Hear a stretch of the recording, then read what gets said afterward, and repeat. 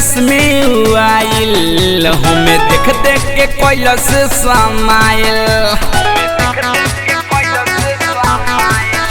रहे करिए डरिस में आइल हमें देख देख के कैलस समाइल रहे रंग थोड़ा फीका कैले माथावा पटिका रहे रंग थोड़ा फीका कैले माथावा पटिका ले ले रहे संगे झुंडा सखी लेके आइले रहे हीरो हुंडा सखी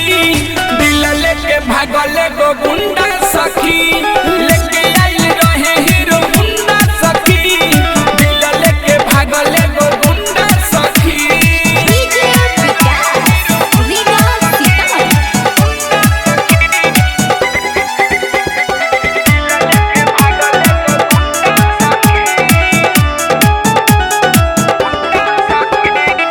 घूमे गईल रहनी बगल के मठ हो हाय हेलो कोई खेला भइले अलगत हो छन में सोझा से गईल बाहट हो सखी हो बतिया कहिले जमन सच हो ए सखी सुन तारू घूमे गईल रहनी बगल के मठ हो हाय हेलो कोई खेला भइले अलगत हो छन में सोझा से गईल बाहट हो सखी हो बतिया कहिले जमन सच हो हम होई गईनी फिदा जब देखाई देला पिज्जा हम होई गईनी फिदा जब देखाई देला पिज्जा मोछा मुंडा सखी लेके आइले रहे हीरो हुंडा सखी दिल लेके भागले गो गुंडा सखी लेके आइले रहे हीरो हुंडा सखी दिल लेके भागले गो गुंडा सखी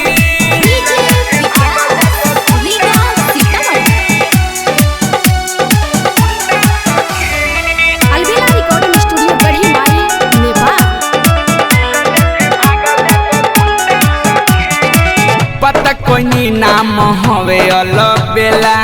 देखेला सखी हो मन तरसेला मिठू मिसाइल सब देखले बखेला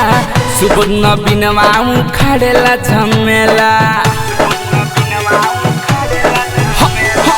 पता कोई नाम हवे अलबेला देखेला सखी हो मन तरसेला मिठू मिसाइल सब देखले बखेला सुबह बिनवा उखाड़ेला झमेला सखी लागल बड़ी डर हमरा दिल के भीतर सखी लागल बड़ी डर हमरा दिल के भीतर हम कए जगे ढूंढा सखी लेके आइले रहे हीरो हुंडा सखी दिल लेके भागले गो गुंडा सखी लेके आइले रहे हीरो हुंडा सखी दिल लेके भागले गो गुंडा सखी करिए डरिस में आइल हमें देख देख के कैलस समाइल